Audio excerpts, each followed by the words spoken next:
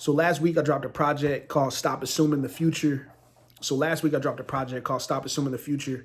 And it's been a project that's been in the making for so long. And it's like funny how it didn't come about and then finally came about. The title itself is me talking to myself, because it's very self-reflective. But it took forever for it to come out because I was procrastinating, which is super ironic considering the title. But I felt like I wanted to talk about this project because it's such a multi-layered conceptual 3-track EP that I feel like you should listen to if you haven't listened to it, or if you did listen to it, there's a little more background on it.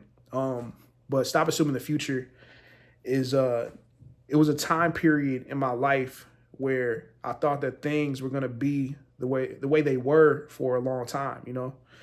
Sometimes you feel like that when you're kind of just feeling stuck. Like you're assuming the worst.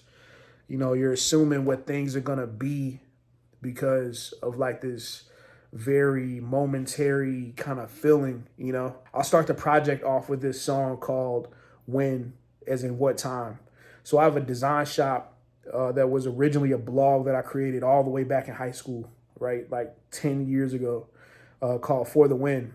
For the Win was just me posting sneakers on it. Eventually it turned into, like I said, a design shop. And I kind of just kept it around because I really liked how I kind of did a play on words back in the day. It was early internet. We were saying FTW for the win.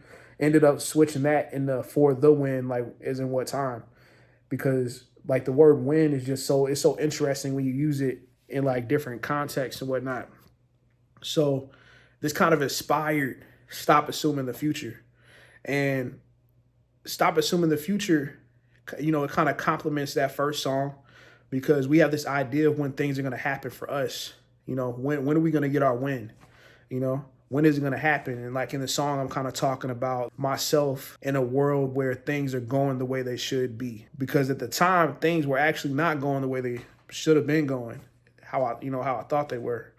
And so it's kind of funny. It's like this record rooted in like ego and rooted in expectation, and rooted in just a bunch of nonsense that really doesn't make any sense. This song kind of flows into my next song called Hollow. And Hollow is this record about just like my mind state at the time. And mind you, these songs are made at different points along my timeline of life. Wind and Hollow are made probably a year and a half, 2 years in between each other. But Hollow is just about like, just being depressed. And, I was going through like, I don't know, I might have been going through like a breakup. I might have been going through like just like a bunch of like life stuff, and that's kind of where I was. I was putting that feeling into words, so it feels chaotic, it feels hollow, it feels like a high-low, which is kind of the play in the song with the word hollow. And that's how I kind of formulated that song. Now with those two songs in mind, they kind of weirdly, oddly play into the last song, which is The Breakthrough. Now, like I said, those first two songs, they're made along a timeline that takes place, they're very kind of broken up, like 2 years, there's 2-year gaps in between those songs. Or, there's a 2-year long gap in between those two songs. And The Breakthrough happens 2 years later or a year later after those two songs have been made. I guess that makes sense. You get where I'm going. Pretty much there's a year-long gaps in between these songs. And The Breakthrough is kind of this idea.